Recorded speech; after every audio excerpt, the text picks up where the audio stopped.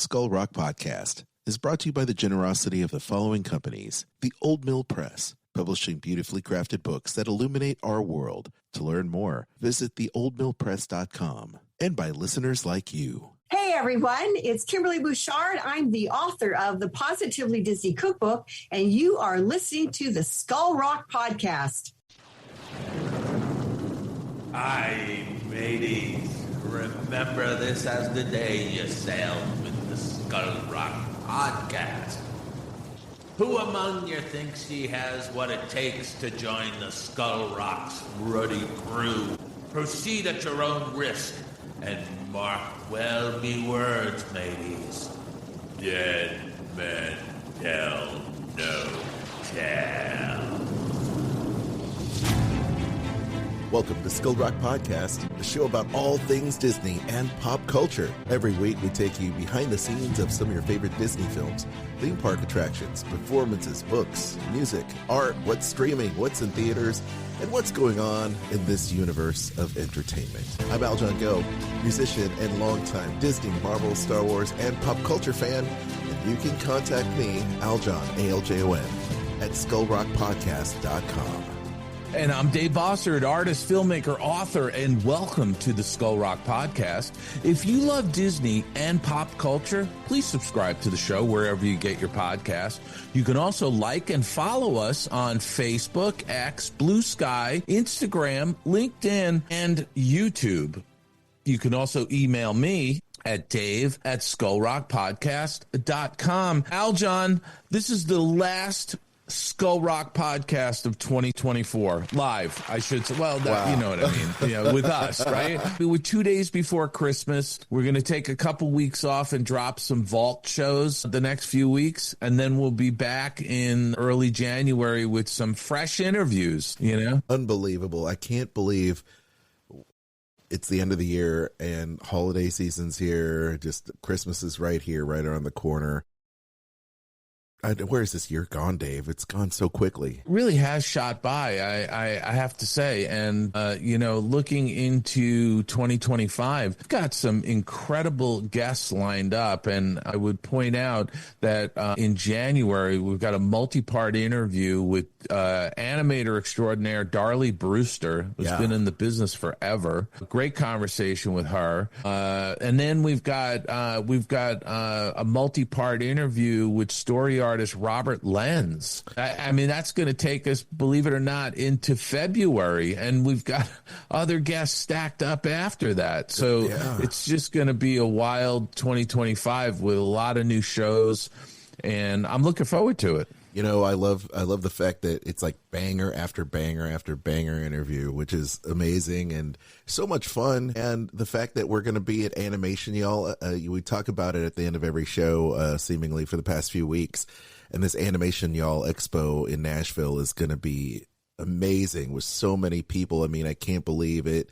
Bancroft Brothers hosting an awesome event, and John Pomeroy is going to be there, you said, and and Aaron Blaise is going to be there. Bob Weiss, former president of Walt Disney Imagineers, is going to be signing some of his books there. Well, not to mention, you have Dave and Nancy going to be there as well, which is going to be great. That's right. I'm going to be signing a whole bunch of my books. It's like and then you're going to be there. Yeah. We're going to have Skull Rock there. It's going to be a wild weekend, I think. We are looking forward to an awesome 2025, if I could say that. It's going to be an amazing show. But this is the end of the year wrap-up show, and some cool things. We're going to talk about what we've seen with some of the best stuff we've seen this year and some of the best music we've listened to this year. So, certainly looking forward to it. But before we get into all of that, Dave, we have some interesting Skull Rock Podcast answers your email. The mailbag is full this week, Dave. It really is. We got a lot of emails for whatever reason. Maybe it's just because, people are starting to roll off of work and take time off. And, but we got a email from Brett. And again, Brett didn't tell us where he's from. you know? And From come parts on, like folks. You got to tell us where you're from. We just want to give a shout out. He says, "Hi, Dave. I'm a big fan of your podcast and am playing catch up on the episodes currently. I also have really enjoyed reading your books and own the Oswald book. I recently listened to one of your episodes with John Canemaker, and on that podcast, he mentioned that Jenny LaRue was working on a book on Fred Moore. Have you heard of it? If it's still in the works? I know this was about 4 years ago. I was about to say that was about 4 years ago. Yeah, but as far as I know, there is a book being done on Fred Moore, and I think there's a number of books in the works on different artists. So there's a great book on Art Babbitt, by the way. Jake Friedman wrote The Disney Revolt about the animation strike, which Art Babbitt was very instrumental in. And so there's a lot of great backstory information on Art Babbitt. So you may want to check that out. So Brett, thank you very much for writing into us and wishing you a happy holidays. The next one we have is from, well, I got to say I've got two from this person. I'm going to hold off for a second. I want to do those last, Aljon. But we did get a note from somebody who didn't even put their name or tell us where they were from. What? I mean, yeah, this, you know, something. Hold on 1 second, Aljon, because I have to now go to this person's email, the original email they sent to us. And let me see here. Okay. I just need to find this. Okay, I got it. Okay. Yes. So this is from listener Scott, who is in Los Angeles. I actually do know where he's from. Okay, listener Scott from Los Angeles writes, "Hey, Dave, first off, thanks again for the book. Really enjoyed it. As always, the show has been flying on all cylinders. I'm a week behind, but have really enjoyed the interviews with Eric Robson. Great career and stories." He goes on to say that he was at the same show of Back to the Future, the musical, as I was. He was in the audience the day I saw it, which was coincidental. And he's recommending that the next one that comes to L.A. that I should see, because he thinks it's excellent, is the Harry Potter and the Cursed Child stage production. He says, on another note, you may appreciate this, I love decorating the Christmas tree, and my ornaments and decorations are majority Disney, Pixar, and Muppets. Yep. I have made it a goal to have at least one ornament from every Disney and Pixar animated film. In most cases, I have more than one, and I'm only missing from 5 films: Black Cauldron, Dinosaur, Home on the Range, Meet the Robinsons, and Strange World. I wonder why. But he sent some pictures, and it was absolutely fantastic. So, Scott, thank you for that. I really enjoyed seeing the pictures of your Christmas tree that was themed with Disney and Pixar movie ornaments, which is fantastic. I'm going to have to. I'm just wondering if consumer products, Disney consumer products, would actually entertain putting out a Christmas ornament for the Black Cauldron. It's kind of dark, and also Strange World, because Strange World really tanked. I'm not sure that they're going to invest anything in merchandise. It just seems to me like, you know, that is something that you would be pre-ordering. Like, it would be a crowdfunded. Here's your crowdfunded ornament from the. Yeah, I think that might be like, you know, bootleg merchandise, Black Cauldron ornament. It have to be bootlegged. The good thing is these days you have 3D print technology, so you can certainly print yourself up one. A sculpt. There you go. Yeah, print yourself a sculpt. So go for it. That's it. Hey, we got another note from Joey. I love people that are called, you know, their name is Joey. It's very New York sounding. I just think it is. I mean, Joey, what is going on? He says, excuse me, I'm joking. He says, "Hi, Dave and Aljon. I'm Joey from Kansas City and wanted to pass along my thanks for the Skull Rock podcast. You guys give us listeners a wealth of information, entertainment, and reviews, and allow us to get to know so many people associated with Disney. I especially like that the interviews are never rushed and you ask the right questions. Looking forward to meeting you both at Animation You All next February. Yeah. Thanks, Joey." Well, it's Joey from Kansas City. He's part of the Skull Rock crew in Kansas City. I have to slip into the New York. But Joey, I appreciate that. Both Aljon and I appreciate your email, and thanks for listening in in Kansas City. Now, I got 2 different emails, Aljon, from Paul from Parts Unknown. What? Okay. Yeah. Our correspondent now, right? He's the Skull Rock correspondent, Paul. He says, let's see here. He complimented, he said, just writing to say I completed your book, Remembering Roy E. Disney, and it was such a wonderful read. I really got a sense of who the man was, and it's exactly the kind of book I hoped it would be. I had no idea how involved Roy was within specific projects, and we'll be enjoying watching some of those productions in the new year. Nice. So he also goes on to say he appreciated meeting Nancy and I at the CTN Expo, which was great back in November. And he's traveling to England for the holiday season. And I'll get to that next email in a moment. But he said, incidentally, I just went to Tokyo Disneyland and I saw your podcast is now interviewing Disney Imagineer Eric Robinson. So that's great timing and animation. It's all about the timing, as one Disney legend once said. So he wishes us, a happy Christmas and all of that. And that was from Paul and family in Tokyo, all from Parts Unknown. Now, Paul also sent me another email, and he said, I've just landed back in England and got to see the Tim Burton exhibition in Kensington at the Design Museum. As you can imagine, it's quite the experience, and I could fully recommend it should you be in London someday, or hopefully if it makes its way to the stateside. He says he's going to post some photos on his social media, what he can post, and to give people a peek behind the doors of that exhibition.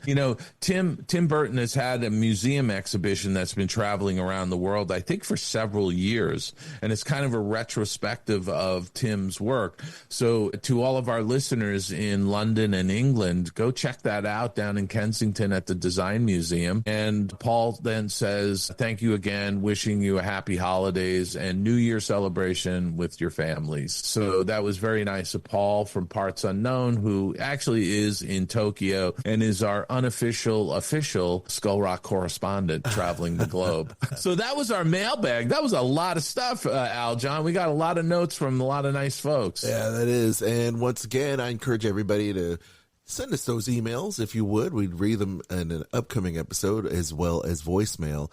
We haven't gotten a voicemail in a while, but there's a link at the bottom of our show notes, and you can record it with your smartphone and send it to us. We'd love to hear your awesome voice right here on this program. All right, Dave, it is the year end. What have we been watching for our final episode of 2024? Well, I got to say, I didn't watch a lot of stuff this week. It was busy as can be. Aljon, I did a presentation on my House of the Future book down at the Grand Californian at the Disneyland Resort. Yeah. And, this is the 6th year I've been doing a private event down there. And I present one of my books, and then I wind up doing a book signing. So we were down at the Disneyland Resort for a couple of days, which was a lot of fun. So I didn't get really a chance to watch a lot this week, but I had lunch with a friend of mine, and he raved about a new documentary, or a documentary. I don't know how new it is, but it was a documentary that's on Max, but you can also see it on Amazon Prime. It's called Yacht Rock. That's a right. documentary. Have you seen this? I've seen clips of it. This is actually on my list. So the synopsis is chronicling the emergence and popularity of the West Coast soft rock pop culture, epitomized by musical artists such as Christopher Cross, Michael McDonald, Kenny Loggins, Steely Dan, and Toto. And I loved this documentary. I was so thrilled that my friend recommended this, because Nancy and I watched this documentary, and what was amazing to me, and I knew a little bit about this, Aljon, and I'm sure you know a ton about this, but a lot of these musicians cross-pollinated to different groups or played on different groups' albums. right? And it includes Steely Dan, and Toto is made up of session musicians, right? And those guys played on so many different records. Yeah, like Michael Jackson's Thriller. Michael Jackson Thriller to, Steely Dan albums. And so this documentary kind of connects all those dots and has some great interviews with Christopher Cross, with Michael McDonald, with the Toto musicians, and a whole bunch of others. I just thought that this was an absolutely fantastic documentary on yacht rock, and I would highly recommend this to our listeners to check this out, because you will be amazed. And they spent a lot of time, by the way, on Steely Dan. And then the funniest thing, really, I don't want to blow it, but towards the end of the documentary, the director of the documentary called Donald Fagen, and they had a recording of it and wanted to interview him for this documentary. Donald Fagen is like, "What'd you say this is about?" And the guy's like, "Well, it's about the emergence of yacht rock music." And Donald Fagen says, "Yeah, you can go F yourself." Yeah, that was one of the clips they would put on the sizzle reel, the trailer for the series. It's amazing. I am a big fan of yacht rock. I never called it that up until recently. Maybe about 5-6 years ago, there was a trend of calling bands like that yacht rock, but they were always soft rock hits for me. And I was in radio for so long, that was literally a format, on the radio was soft rock. Yeah, and it's a channel. I mean, there's a yacht rock channel on Sirius XM. It's one of my favorites. It's just a great, and that's what drives my wife crazy. Is I'm such a yacht rock fan. I mean, and some bands are considered yacht rock, some are not. But I just lump them all as like soft rock hits. But Christopher Cross being one of my favorites, I've seen him play over at Disney so many times for the festival, the International Food Festival down there. It's just such a great time. But I'm glad you liked it, Dave. Yeah, no, I really liked it, and I can't recommend it. And I shout out to my friend who I know listens to this podcast, and I thank him for recommending it to me, because it really was terrific. By the way, I do want to interject here that we have to make a correction from last week, because we kind of flubbed it, and I think it's appropriate that we put it in right now. But it's you referenced the Captain EO film. Do you remember last week? Yes. And you said that it was directed by George. It wasn't directed by George Lucas. No, it was directed it's by Francis Ford Coppola. Yeah. But last week you mentioned it was George Lucas, and he wrote it. Yeah, I just want our audience to know Captain EO was written by George Lucas, Rusty Lemarade, and Francis Ford Coppola. Yes. But Francis Ford Coppola directed it. Oops.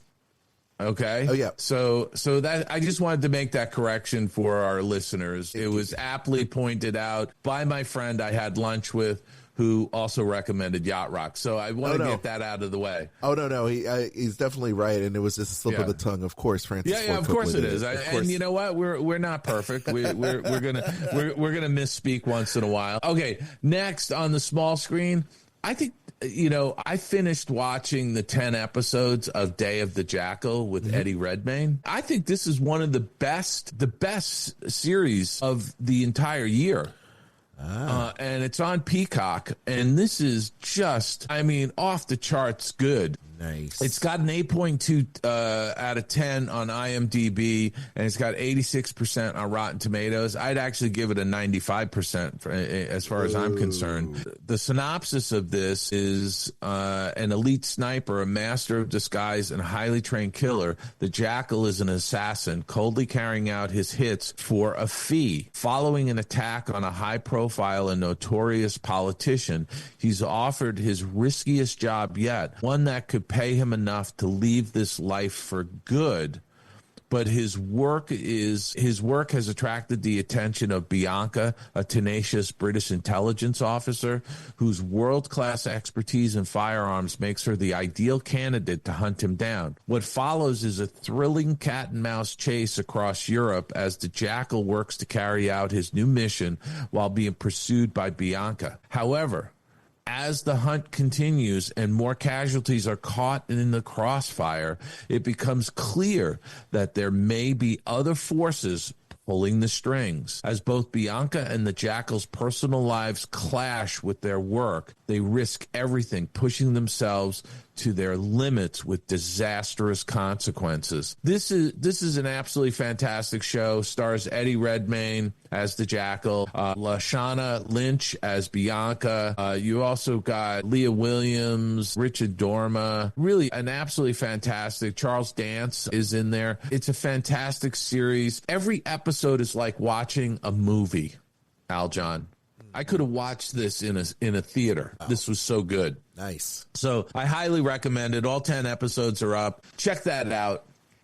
And then finally, I've been watching the episodes of Landman as they drop. And this is an 8.3 out of 10 on IMDb. It's got a 78% on Rotten Tomatoes. I would give it better than 78%. It stars Billy Bob Thornton as the lead character, Tommy. And the show is basically, and I've talked about it in the past, deep in the heart of West Texas, roughnecks and wildcat billionaires try to get rich quick in the oil business as oil rigs begin to dominate the state. Executive Tommy Norris tries to bring his company to the top during a fueling boom. So, I could watch Billy Bob Thornton cutting a lawn. He's that good. I just really enjoy watching him. He's absolutely terrific. And I like this series. I just have really enjoyed this series. So that's what I watched this week, Aljon. Let's talk about what you've watched, and then we can talk about our top 10 picks for the year, or, at least our top picks. How's that? Sounds good to me. So what have you been watching? Dave, I've been going through the Nothing But a Good Time documentary. So once again, just all about 80s rock. I will be watching Yacht Rock and catching up with that. But speaking of Yacht Rock, I am watching Phil Collins' Drummer First, which is a documentary on YouTube on the Drumeo channel. And Drumeo is one of my favorite YouTube channels as a musician and also drummer. A lot of people don't know that about me, but I also play drums. But Phil Collins is one of my all-time musical influences. Such a big fan. And as I noted earlier this year, I read Phil Collins' book.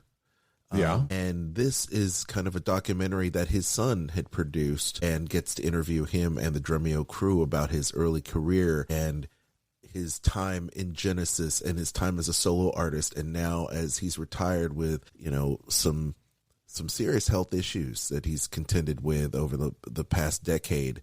Plus, how holding drumsticks now is kind of foreign to him, but he often will break down some of his iconic drumming feats and musical highlights, including one of the biggest drum fills known to man, In the Air Tonight, which is one of my favorite songs of all time.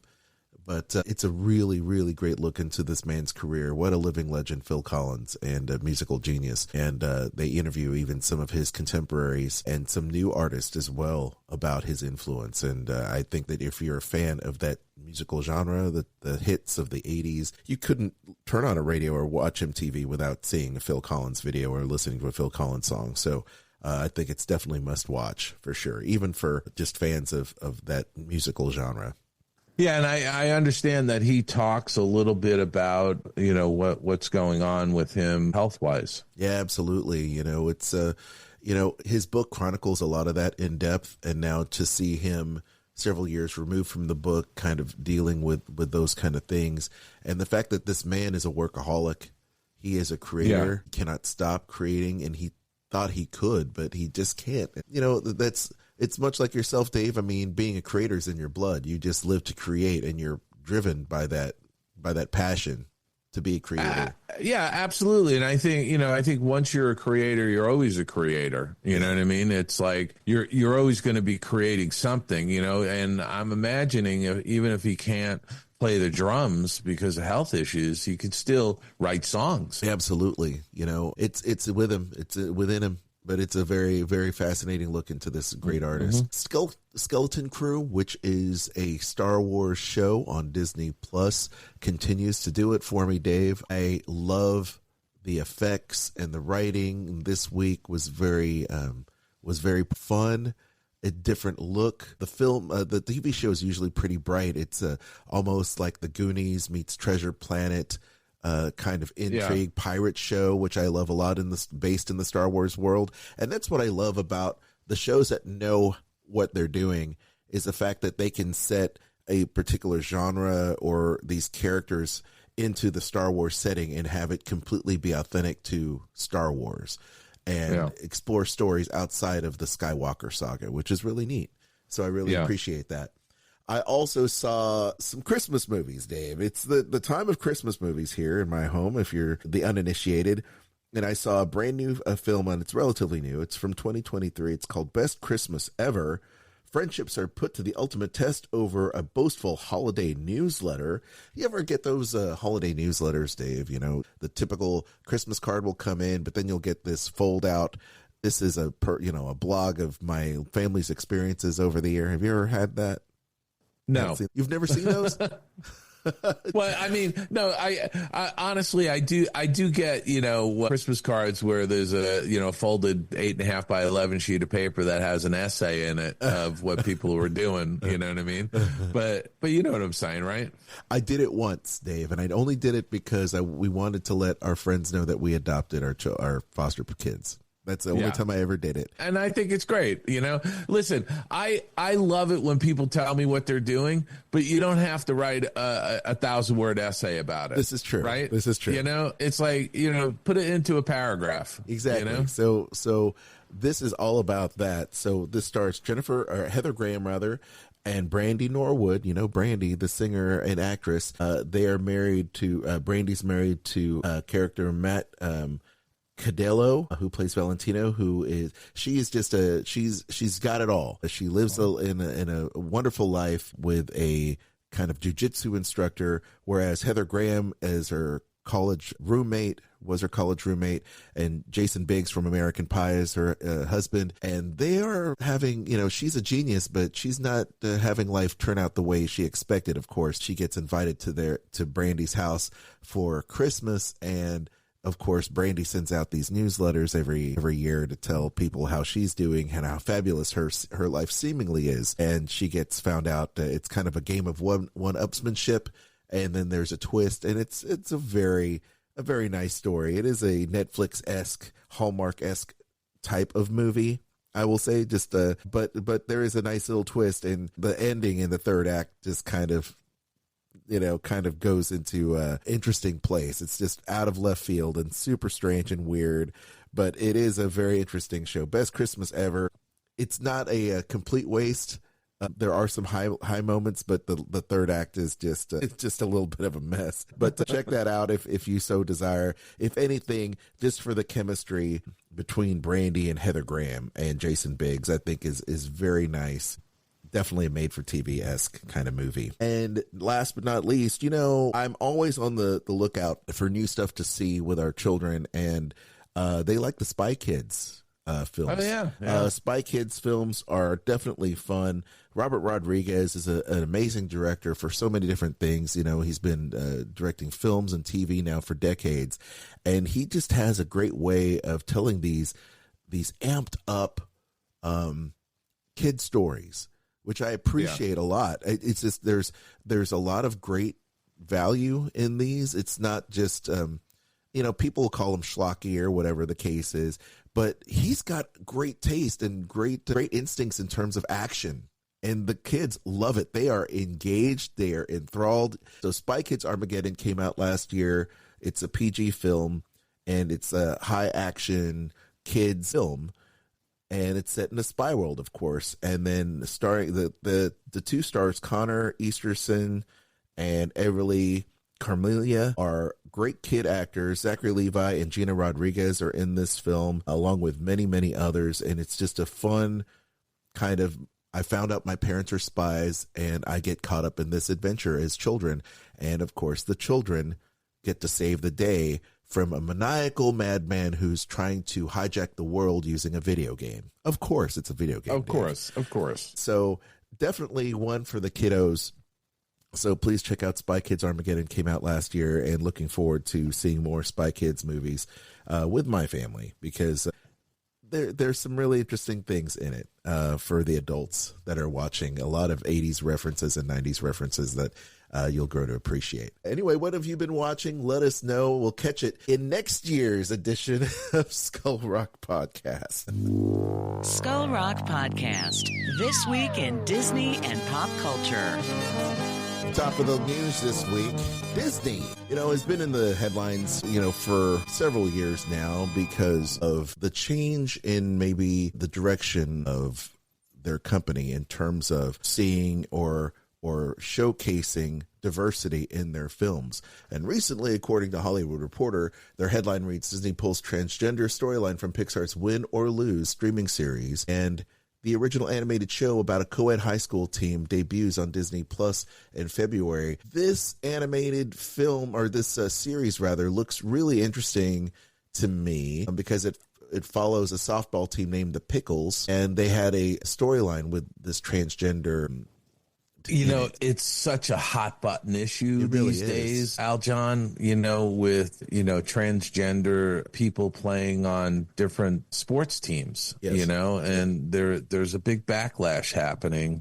All I'll say about this is that Disney should be doing storylines that appeal to the broadest audience. They shouldn't be alienating a large swath of their audience, And I think we've talked about this before. Every time Disney sticks their finger into some political issue, they get burned severely, and they damage their brand, And I just sit there and say, look, you're creating, entertainment for the masses, not for a small group, right? Right. Well, so, and I only say that, look, I'm not against some of these storylines, but I think it has to be done in an organic way, and not be shoehorned into storylines, which is what they had been doing over the last several years. Yeah, it has to, it has to serve the story. I think like anything else, I look at it, from a songwriting perspective, if the song doesn't have a certain point of view, and gets muddled up, if there are sections of the song that tend to be a little bit bloated, if you know that you're writing a pop song and it has to be 2.5, 3 minutes long, you have to cut certain sections of it. Does it serve the song? Does a gratuitous guitar solo take away from the intent of the song? Same goes for any film, and the reason why a lot of story beats are cut out, regardless of, maybe it was just simply a story beat. But then I look at it because it's in the Hollywood Reporter as an exclusive story, and we know this, that, the studios use Hollywood Reporter and Variety and a lot of these entertainment, outlets, these stories, to leak certain information they want the people to know, because why else would it be here? They use it to gauge people's response, right, to these type of things in advance. Otherwise, why even mention it? I mean, clearly Disney wanted the story to be out there, but of course Disney declined any further details, any comments on this particular issue. So we'll see. I just hope that the series is good. It looks good to me. So, yeah. Well, speaking of Disney Plus making moves with the TV show Bluey. Dave, have you ever seen that TV show Bluey before? Yeah, I have. I've actually watched a couple of episodes because it really is a phenomenon. Do you like it? And it has a huge global audience. Do you like it, Dave? Yeah, I do, actually. Yeah, it's cute, right? Yeah, I think it's cute for the little kids. This show, Bluey, is going to be joining Disney Experiences at its U.S. theme parks and cruise line beginning 2025. Disney Experiences just the other day announced that Bluey, the beloved Emmy-winning animated series that has captured the hearts of worldwide fans, will be joining the Disneyland Resort and the Walt Disney World Resort in Florida and California, respectively, and the Disney Cruise Lines at sea beginning next year. They've got voyages originating from Australia and New Zealand. Of course, Bluey is actually based in Australia. Yeah, from down under. Yeah, yep. And they can interact with Bluey and her sister Bingo like never before in a special meet and greet with interactive clue-filled games that ends in a dance party featuring Bluey's signature dance moves, which my kids do a lot. Families in the region can embark on a magical holiday. And, of course, the producers of Bluey, Ludo Studios, are working closely along BBC Studios and Disney. Of course, this is the Australian broadcast network. ABC, the Australian Broadcast Network, not to be confused with the American Broadcast Network. But it's just really cool. And of course, Josh D'Amaro, the chairman of Disney Experiences, says Bluey has become a household name for families around the world, and we are thrilled to bring her story to life in new ways. We can't wait to watch our youngest guests and their families make memories with Bluey at our parks and cruises. And that's really cool that they're embracing this. And I feel like they've done some Disney-only content. I think it's just... they are you talk about wholesome family entertainment, can't get much more wholesome than Bluey. Exactly.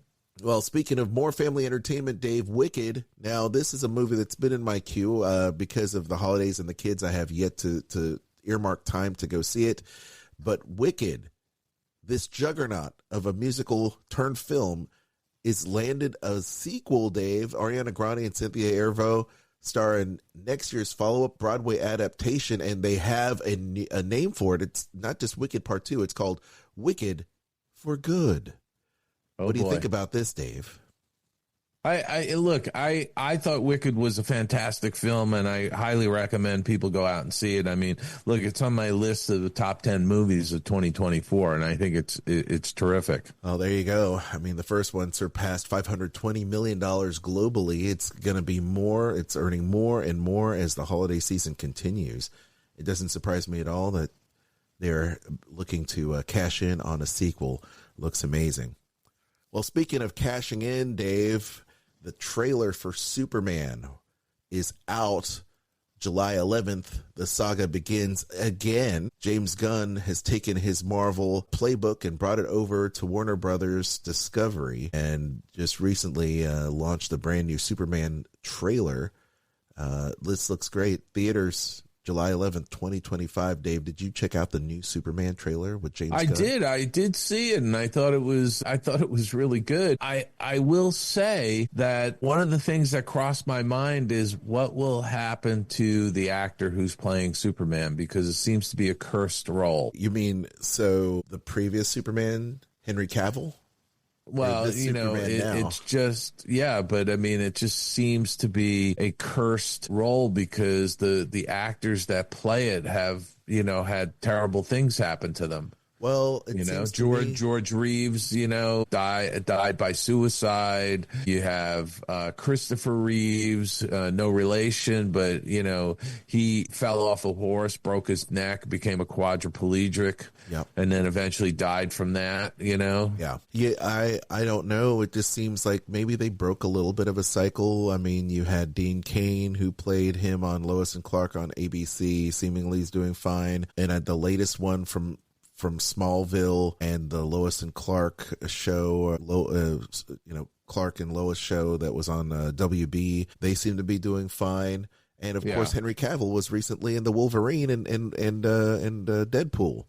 So, and he seems to be making a turn for the Marvel universe, seemingly. I think we have him coming over to do some Marvel things, and he's been doing quite well with different projects like The Witcher and different things. So I think maybe the curse might be broken, knock on wood. I'm knocking on wood, Dave, for these actors because I'm cheering for them.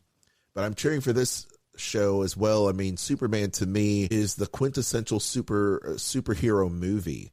I remember seeing this growing up, Richard Donner behind this film, and seeing Christopher Reeve, and I was just enamored by the film. The first two films were just absolutely amazing, and to me, they hold the bar. That is the gold standard in which all other superhero films are based off of, just Superman. And I think this hits a lot of the beats, Dave. This looks good to me. Looks really good. Well, we're looking forward to seeing Superman, and check out the trailer. I am surprised, though, Dave, that the trailer only has, 500,000 views. I guess maybe other places showcasing the trailer may have done more, but I'm just surprised that I guess nobody goes to the Warner Brothers pictures. Maybe the DC DC YouTube. Maybe that's it. I don't know, but I would have expected it to have a lot more than that, especially with the super dog in it. I know, or Crypto. Come on, man. I love that dog. I love the dog. It's so cute. By the way, based off of James Gunn's rescue dog that he rescued, and the look on his face with the floppy ear just melts my heart. I mean, there isn't a single dog owner that doesn't love that look. Anyway, here we are in the top grossing movies of 2024, Dave, and I've got a list here that comes to us from thenumbers.com, and wow. The number one film, total gross $652 million, Inside Out 2, Dave. Inside Out 2. Yeah, that's on my list of top 10 films of 2024. I thought Inside Out 2 was a fantastic sequel. Absolutely. I do too. It's fun. Deadpool and Wolverine pulling out number 2 at 6.6. Another great movie that's on my list. And I think people who don't generally like superhero movies will love this film. I do too. It's a buddy movie at its heart. Yeah, and, absolutely. And couple. funny as hell. Absolutely. Yeah. Wicked at number 3 at 370. I have yet to see Wicked, Dave. Of course, you speak highly of it.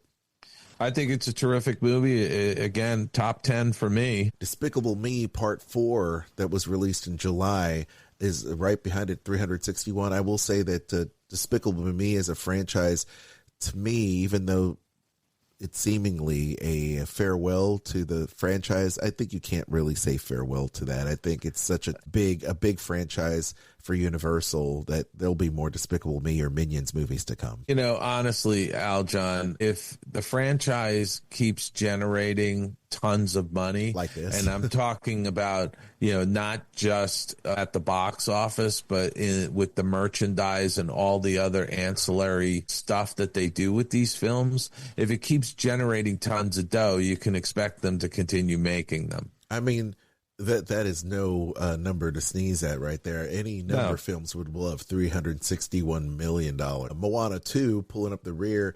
Of course, Moana 2 was just released November 27th, and here we are, $345 million plus.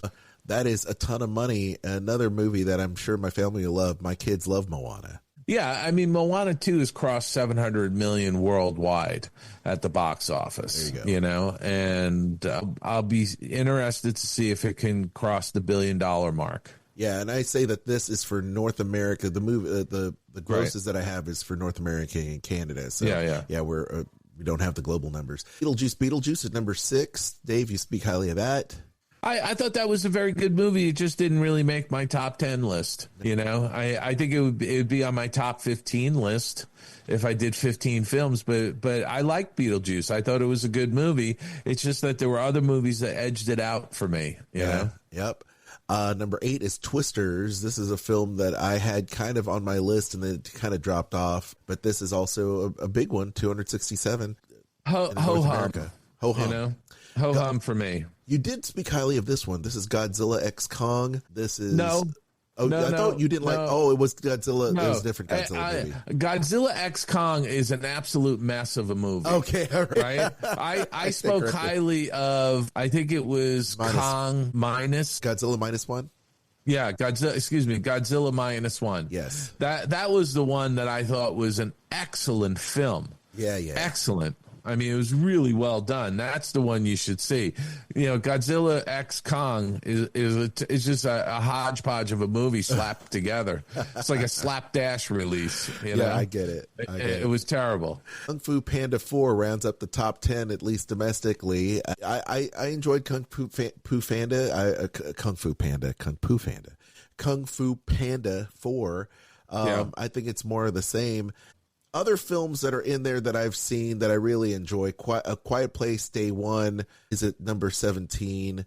Dave, you say Venom: The Last Dance was kind of a romp. It was fun, right? Yeah, I mean, it was okay. I mean, primarily because of Tom Hardy. Yeah. He's just terrific in whatever role he's in, but I just don't think the film overall was that good. Yeah, Ghostbusters Frozen Empire was released in March. I will say had me from the very beginning. However, it kind of lost me, and that's a shame because I very much anticipated this Ghostbusters film, supposed return of force of some of the original Ghostbusters cast. Honestly, Aljon, I just thought Ghostbusters Frozen Empire was just a money grab for the Ghostbusters franchise. Oh, there you go, Dave. There's a few others in here I will mention that are actually bright spots for me.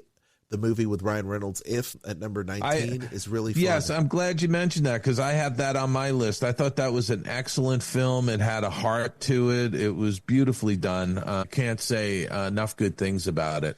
I also liked the movie, you know me in horror movies, Dave. Here I am, Long Legs. This is from Neon Films, and this is a horror movie about crazy serial killer, and this guy happens to be I'm trying to remember Nicolas Cage. It's Nicolas Cage plays the serial killer. Yeah, it's kind of a crazy independent film, so that is a highlight for me in there as well. Transformers 1 was a fun animated movie that pays great attention to the source material.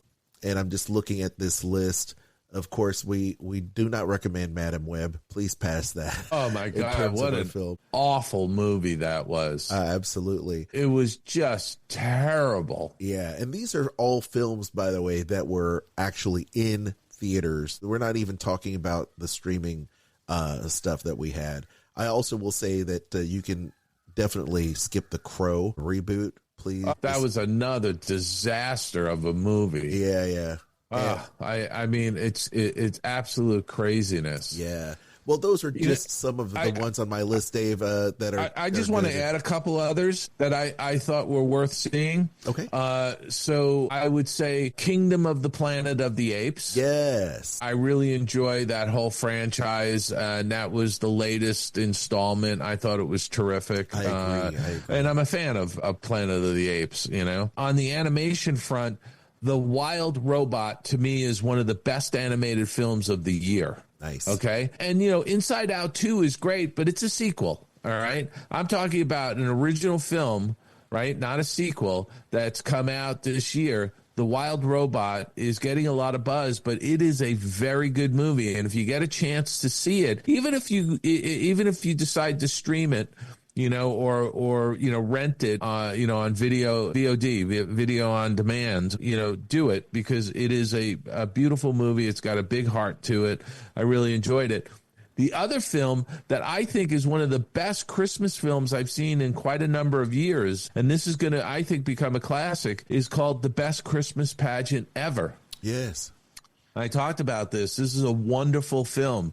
It's got a very emotional heart to it, and I think it was beautifully done, and I highly recommend this. If you get a chance to see it this holiday season, The Best Christmas Pageant Ever is terrific. And, you know, I wouldn't, you know, I really do think I should mention The Fall Guy. I like The Fall Guy.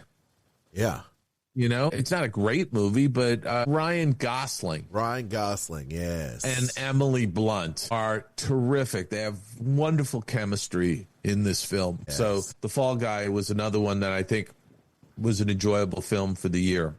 Very nice. So that kind of covers the movie end of things. You want to talk about TV shows? Sure, we can talk about TV shows. I thought Ripley was a terrific show. If you hadn't seen Ripley, I think that was really a well-done series and one that is worth seeking out. The cinematography is just absolutely beautiful in this film, and it just stylistically, it's just so pleasing to watch. It stars Andrew Scott in this spellbinding as a lethal con man, Tom Ripley, and it's sort of a Hitchcockian version of The Talented Mr. Ripley, which was a film that was out a number of years ago. It's set in Naples and Rome in the 60s, and it's beautifully shot in black and white. It's just absolutely a beautiful film to watch. I really enjoyed it, so check that one out. The other one I wanted to mention that we talked about earlier this year, Baby Reindeer. Yes. Right? I mean, this Baby Reindeer to me is one of those series that was really a surprise. You know, it's Richard Gadd's autobiography autobiographical horror story seemed to land on Netflix out of nowhere, yet it's become deservedly one of the year's biggest, most talked about and unsettling hits. Yeah. And, you know, I just have to say that this is just one of those TV shows. Jessica Gunning, who plays Martha, who's sort of this wacko, she is unhinged and fantastic. So Baby Reindeer. Another one that I think is worth people's time is The Diplomat. There's 2 seasons of it that are up, and you should absolutely check out The Diplomat because it is one of those shows that is just so expertly done from all aspects, including Kerry Russell, who's the main character, Kate Weiler, a reluctant U.S. ambassador to the UK. Just awesome. There's a great twist at the end of season 2, and you don't see that coming, I'll tell you that. I think that is absolutely worth watching. Another one that I don't think, you know, I watched and I talked about earlier this year that I think is another one that I think people might enjoy. And again, this is the holiday season. You're going to have some time on your hands. These are some shows that I think you should seek out. Monsieur Spade is Clive Owen playing Sam Spade in France. And, you know, he's not mimicking Humphrey Bogart's character from The Maltese Falcon by any stretch of the imagination, but he's embodying the character in his own way. I think this is certainly worth the effort. And Clive Owen is a terrific actor. So that's another one. And also I want to mention I talked about it before, The Day of the Jackal, you know, with Eddie Redmayne. Yes. 10 episodes on Peacock. It's worth just getting Peacock to see this show. It's really fantastic. Another surprise hit for me, I thought, was A Man on the Inside with Ted Danson. Yes, I like Ted. Yeah, it's a terrific series. So, by the way, before I go on to A Man on the Inside, I just want to mention on Day of the Jackal, they have renewed it for season 2. And so season 1 kind of wraps up nicely, but it does leave the door wide open for season 2 because he has to now go finish something. I don't want to give it away, but again, there was a twist at the end of the Day of the Jackal that you didn't see coming, and so I think this is a great show. Absolutely watch it. But A Man on the Inside, it's a half-hour comedy with Ted Danson. What more can I say? Exactly. You know, he goes in, you know, he's a retired architect who loses his wife, and, you know, he decides to answer an ad for a job from a private investigator, and the private investigator, a woman, wants to put him undercover in a retirement home as a mole to investigate a jewelry theft. It's a terrific cast, and it's funny and poignant, and Ted Danson's such a likable guy. You got to watch this. I love it. And I'll mention Black Doves. I think it has some holes in it, you know, but I really liked Keira Knightley and Ben Whishaw. I thought this was really a terrific series. Not as great as Day of the Jackal, but Black Doves is something you may want to check out as well. Good. So I rambled on a little bit. Aljon, what do you think for TV shows? Well, I am a fan of The Boys. And okay. If you like dark superhero drama, comedy, action, the Marvel universe turned on its head in the Bizarro universe where the heroes are completely just bad people. They're just not good, right? It's like the bad Justice League. Get The Boys, and they're wrapping up the show, and so I believe this is the penultimate series, so check out The Boys. I'm also a fan of what you talk about, Baby Reindeer. Oh my gosh. What a great crazy show. Crazy show. Baby Reindeer, I think, was a highlight for me this year for sure. And I will also throw in my hat in for Invincible animated TV show. Once again, it's just an interesting take on the superhero genre from what Marvel or DC are putting out there. And then I'll also throw in another animated show that's irreverent and it's also wrapping up this season. Star Trek Lower Decks. Yeah, Lower Decks. Star Trek Lower Decks is just, once again, just well-written fan service. But more than that, you love these characters. They're just amazing characters and so much fun. So please check this out. I also am a big fan of what they're doing with Star Wars in terms of their Skeleton Crew. I think people will love what Skeleton Crew has to offer. Let me jump in and tell you that over at Disney Plus, you can check out Beatles 64. Yes. Right. That's a terrific documentary. I mean, I'll watch anything Beatles related. You also have the Get Back documentary, which is also the Beatles. Yes. So, I would check those out on Disney Plus. Those are excellent documentaries. And by the way, I think a couple weeks ago, I was talking about they need to do more with the Rolling Stones as far as documentaries go. Oh, yes. And I have to say that over on MGM Plus is a 4-part documentary that they did that I thought each episode focuses on a different member of the band, Okay. and there's 4 parts to it. So you got one episode focuses on Mick Jagger, one focuses on Keith Richards, one focuses on Ronnie Wood, and the other one focuses on Charlie Watts. And I think that those are absolutely fantastic documentaries. And it really, and by the way, there are other documentaries on the Rolling Stones, but those are the 4, that 4-part documentary series is really terrific because it really goes behind the scenes. And so you could check that out. It's MGM Plus, so I think that's probably on Prime at this point. Yeah. I've got 2 more to mention, Dave, that I really enjoyed. It's Jim Henson Idea Man. Oh, yeah, that I had listed. And you can find this on Disney Plus, of course. Jim Henson, just an amazing story, and still, one of my favorite storytellers right now.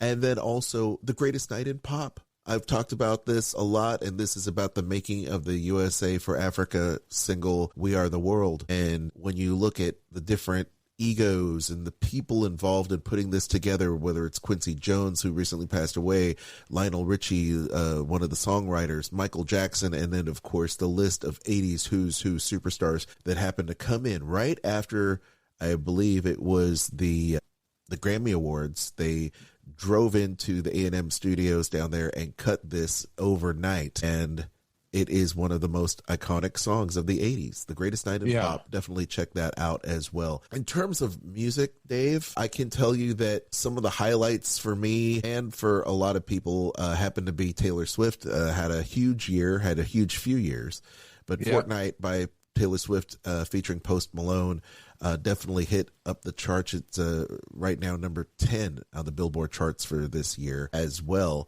I will also put in a big thing for Beyonce, was another big year for her, and Bodyguard at number 7 on the Billboard charts for this year. Another great pop artist that I really like is Charlie XCX with Lord, Girl So Confusing. Charlie XCX and Lord are 2 of my favorite singer pop stars. Please check that out. There was also that new Beatles song that got finished. There is that new Beatles song as well. And Billy Joel came out with a new song. Those 2 definitely check out because, as you know, I'm a huge Billy Joel fan. Love, Turn the Lights Back On was really good. And the Beatles, just the unfinished song that they were finally able to use with AI tools to finish and complete is absolutely amazing.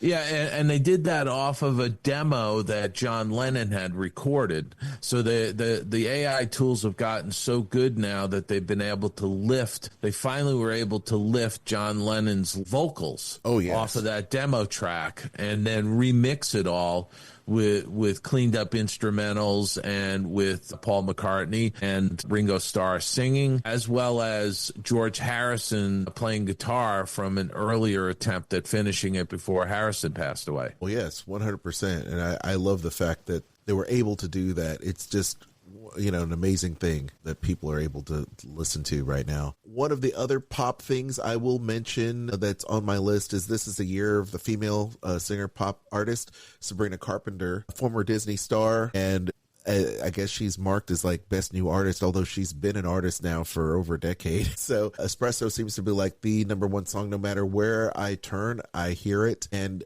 I say, there are not many songs in my life, Dave, that I wish I claimed writing. This is one of them because it's so catchy, Dave. Yeah. It's so incredibly catchy. I will also put in a couple high spots in here for heavy metal and rock. I will say Bring Me the Horizon's new record. You need to check that out. 21 Pilots, Linkin Park's new record with their new singer, Two-Face. Please check that out as well. And we've got one more. I had it listed here. Baby metal. Okay, so if you love Japanese rock and heavy metal, check out Baby Metal and Electric Cowboy. Please check that out. They are fun to see live if you ever get a chance to see them. And Dave, wow, that's a lot of stuff. It is, and I wanted to touch on some books. Oh, yeah, please touch on books, please. Because I read some good books this past year. Yes. And I just wanted to give a shout out to these. So if you're a fan of Charles Schulz and Peanuts, there's a wonderful biography. It's called Schulz and Peanuts, and that is by David Michaelis. It's a hefty 600-page read, but it's really terrific. Gives a lot of background on the development of the Peanuts characters. I really enjoyed it quite a bit. The Isolation Artist I talked about by Bob Keyes. The Isolation Artist, Scandal, Deception, and the Last Days of Robert Indiana. Robert Indiana was the artist that did the love sculpture, the L-O, and then on top of the V-E as sort of a square. It's a fascinating read and a very, somewhat sad story. I also read the Peanuts Papers, which is writers and cartoonists on Charlie Brown, Snoopy and the Gang, and the meaning of life. This is a really interesting and moving and funny book. So the Peanuts Papers. Now, you want to read a great mystery? Yeah. It is The Mysterious Case of Rudolph Diesel and the genius, power, and deception on the eve of World War I. This is all about Rudolph Diesel, who invented the diesel engine, but disappeared on the eve of World War I. Whoa. Mysteriously. And I'm not going to give away the ending on this, but it is really a fascinating read and historic it's just such a historic part of our history. So that's a great read. Evan Frizz, who wrote The Bookshop, A History of the American Bookstore, was another one I read. The Mad Files, Aljon. I think, again, this is writers and cartoonists on the magazine that warped America's brain. So it's a collection of essays. I think this is an absolutely fabulous book. And then finally, I want to give a shout out to some guests that we had on the show not long ago, Walt Disney and El Grupo in Latin America. And we had the authors, Ted Thomas, J.B. Kaufman, and Didier Guers on our podcast talking about this book. This is a fantastic book and is chock full of pictures, many that people have never seen before. So check that out. Walt Disney and El Grupo in Latin America, I think, is a really terrific book. And by the way, Ted Thomas, we're going to do an extended interview with Ted Thomas talking about growing up sort of in a Disney household, because he's the son of Frank Thomas, one of Walt's 9 old men. And also, Ted is a documentarian filmmaker, so we're going to be talking about a whole swath of topics, including his father, his filmmaking career, Ted's filmmaking career, and his authorship of books. So that'll be coming up in 2025. So that's some reading that I've done. What about you, Aljon? Any books? Yeah, so I'll recommend to Van Halen fans a couple books here. Tone Chaser,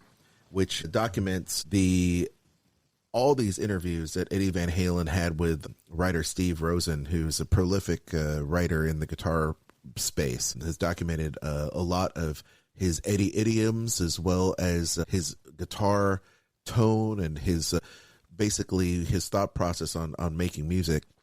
Fascinating book. It's a big read too, so please check that out. I also recently finished Brothers, which is a biography by Alex Van Halen. It chronicles the life and times of him and his brother, of course, Eddie Van Halen, that covers the early years of them growing up and, of course, getting into prominence during the David Lee Roth era in the mid-'80s. So a very fascinating read there. I'll also recommend Dave's book, The 8-Step Guide of Boosting Your Creativity Through Personal Retreat. I think you'll find it very enlightening and also a very easy read. So give it yourself that book, and we'll have a link in the show notes for it. Thank you for that. I appreciate it. I can recommend it. I also, you know what? It just won a gold medal. I know. Congratulations, which is Dave. crazy. You know, there you go. I'm thrilled by that. I'm thrilled by it too. I'm thrilled for you. Yeah. You know, Dave is a very award-winning author here. So it's great. Matt Mason's book too, just because I love bringing, you know, the different arts together, whether it's, you know, visual arts and music, or whether it's the written word and music. And Matt Mason does it with his new book, Rock Stars, which is he's our poet laureate, if you will, Matt Mason. And he brings together so many great rock-inspired pieces of poetry. Bands like Blondie, Bon Jovi, Bruce Springsteen covered in this book as inspirations, the muse behind his words, I should say, which is really cool.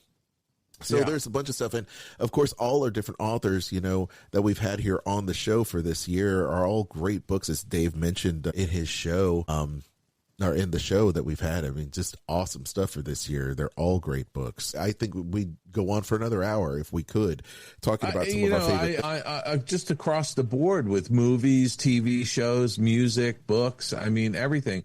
But, you know, we've kind of touched on, I think, a lot of things that there's a little something for everybody there. And especially going into the next couple of weeks where a lot of people take time off and they've got free time on their hands. So those are our recommendations. If you're looking to watch something on television or seek out a movie, you know, some of the films like Wild Robot and Wicked and Moana 2 are still out in the theaters. So, you know, you can go check out those films during the holiday season. It's a perfect time to catch up with loved ones and go to the movies. Yeah, absolutely. And catch up with a good book, right? Yeah, absolutely. Curl up in front of a fire, especially if you're in part of the country that's getting blanketed with snow. Oh, dear. You know, I know, right? Seriously, you know, I mean, honestly. Exactly. Skull Rock Podcast is made possible by donations from listeners like you. We want to thank the following supporters: Michael Corbett, Christine R. Banas, Gold Tier members, Spencer Wright, Joshua Volkert, and Platinum Tier member, Steve Muench. If you want to support this show, please click our link in the show notes. If you would like to advertise your event or business, please email aljon@skullrockpodcast.com. Thank you for listening and for your continued support of everything we do. Hi, this is Fred Klein, director, storyboard artist, and art director, and you are listening to the Skull Rock Podcast. Skull Rock Podcast. To infinity and beyond. Exploring the outer reaches of the Disney galaxy. Oh, wow, you flew magnificently. It's been a while, Dave, since you and I have had a show, just you and me. I know. It's actually kind of fun, sort of, you know, reaching back into the past 12 months and pulling out some of the stuff that we enjoyed and making those recommendations again. It is. As we slide into the holiday weeks ahead. You know, the good news is you can look back at this list of just content that we provided for you that maybe you missed out on and catch up, especially using our Amazon links or what have you, and pick up those books or Old Mill Press links and such, and just get something for yourself. Treat yourself right. I think a lot of the things that we talk about, Dave, you know, and checking out, we miss the fact that we need to treat ourselves better. That is actually my New Year's resolution for this year, is to actually take care of myself better. As they say, put your life mask on before helping others. And I think if you take care of yourself, and I know that you've mentioned this in some ways in your book, Dave, that helping yourself is a great way, not only just for your mental health, but your physical health as well. You feel better, you'll take care of yourself, and then you have the ability to do the things you need to do and help others. Absolutely, without question. And, you know, Aljon, I just think it's been a blowout year for the Skull Rock podcast. We had so many great guests on this past year, and our audience keeps building. We're getting notes from people all over the world. You know, I mean, I was blown away that, you know, we've got listeners in Africa. And, we got a lovely email from the woman in Kenya. So it's just wonderful to know that people are not only listening to the show, but enjoying it and getting something out of the show, whether it's our recommendations for things we've been watching or just enjoying the fantastic interviews we've had. Absolutely. I think it's a lot of fun, Dave. I mean, we continue to strive to bring great content to you each and every single week, but we're having fun in the process. And I really enjoy our time we spend together, Dave, and to all of our guests this past year and our future guests. Thank you so much for being part of this show and documenting your life, your career, and making sure that your contributions have not been unnoticed and go forgotten. We want to make sure that we remember and inspire the next generation of artists and people that love this type of work, that love the art. So anyway, let's move on to the very end. Hey, gang, thank you so much for listening to this show. If you love Disney and pop culture like we do, please subscribe to the show on every podcast platform. We're out there. All right, subscribe today. Tell your friends about us. Give us those 5-star reviews if you believe we deserve it. We love the feedback, so keep it coming. You can follow us on all the social media, Facebook, X, LinkedIn, Blue Sky, Instagram. We're there. You can also send us those messages using that link below in our show notes. Give us the voicemail. We'd love to hear from you. Check out the entire show archive at skullrockpodcast.com. Send us those emails, Dave or Aljon at skullrockpodcast.com. And you can also follow me, Aljon Go, on Instagram, Aljon Rocks on Twitter and Blue Sky. You can check that out as well. And you can also check out Dining at Disney podcast, where we have our wrap-up show for this year. Kat, Kristen, and myself, we talk about Disney parks and food, and we'll continue that on to 2025. Dave? Well, the one thing I want to mention to people, this time of year, it is beautiful down at the Disney resorts, whether it's Walt Disney World or Paris Disneyland or the Disneyland Resort here in Southern California or other parks around the world. They just do it up just right with all of the decorations. And I got to tell you, Aljon, I was in the Grand Californian a couple days ago, and it's got such a beautiful warmth to it with all the decorations in place. I just absolutely love it. And if you get a chance, go visit the parks this time of year. It truly is magical, because of the holiday season. And as we've talked about quite a bit, February 21st to the 23rd, we'll be at the Animation Y'all Expo in Nashville. I can't wait for that to come around. It'll be here before we know it. You can also hear my tunes behind the tunes on Sirius XM Disney Hits on channel 133. And this month, the month of December, we're spotlighting Beauty and the Beast Belle for December. That is the song that I talk about on the program, so check that out. Also, if you're interested in my book that Aljon was so kind to give a shout out to, Find Your Happy Place, the 8-step guide to boosting your creativity through a personal retreat, just recently won a gold medal at the Fire Book Awards in Texas. So I'm really thrilled about that. You can check that out on the oldmillpress.com or wherever you buy your books. It's on all the online bookstores. You can check it out. And if you like it, leave a review for it. I always appreciate the reviews. And of course, you can go to davidbossert.com, which has all kinds of free content and whatnot that you can check out there. With that, Aljon, I'm just going to say, I want everybody go out and have a happy, healthy, prosperous holiday season. Whether you're celebrating Christmas or Hanukkah or just celebrating the New Year or Kwanzaa. I know Ramadan is later, I think in February, March, I think it is this year. But this is one of the few years where the first night of Hanukkah is also Christmas Day. Right? Crazy, right? Yeah. So it's Christmaka. Yeah, it's Christmas. It's Christmas, Kwanzaa, Festivus, whatever you want to call it. It's all there.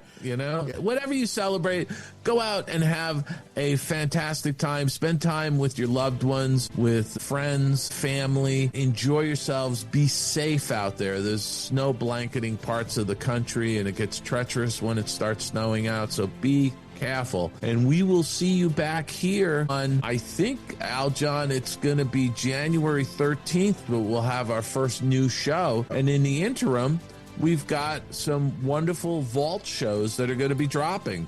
Yeah. So I hope you enjoy those. And again, we wish you all a very happy holiday season. Happy New Year, everybody.